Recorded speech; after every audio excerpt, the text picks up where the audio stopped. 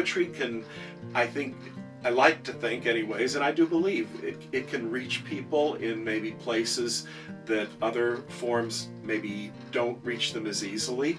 And I think in life there are times where what we need most of all, maybe other than just human contact, are words. Words that can in some way make experience clear to us, or give us something that when life seems very aimless and confusing, gives us something to hold on to. Being a creative writer myself, and always trying to get published, I sort of see it from both sides, and I think that writers need publishers like myself, small press, independent press. We're an outlet for all kinds of creative writing, poetry, fiction, drama, and also art and music.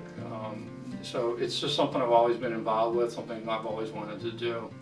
And I wanted to be, at least in the beginning, to have a very strong local emphasis, so work with local artists, basically people that I'm familiar with and know. He knows the basic kind of things to make, a book happen. And when I actually saw the book and held it in my hand, I thought, this is about the most beautiful looking, just as an object, forget what's in the book, but just as something like, this is really beautiful. And his wife, Stacy, she did the artwork for it, which made it, even because I'm friends with Stacy too, so it felt almost family-like that way, that there was like this connection between publisher, between poet, and between artist. I think it's good particularly for creative writing students, to know that people in the faculty aren't just talking about writing, but are actively doing it.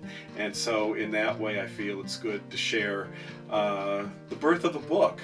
But not just like, oh, here's this book, isn't that great? But how do books happen? How do books come about?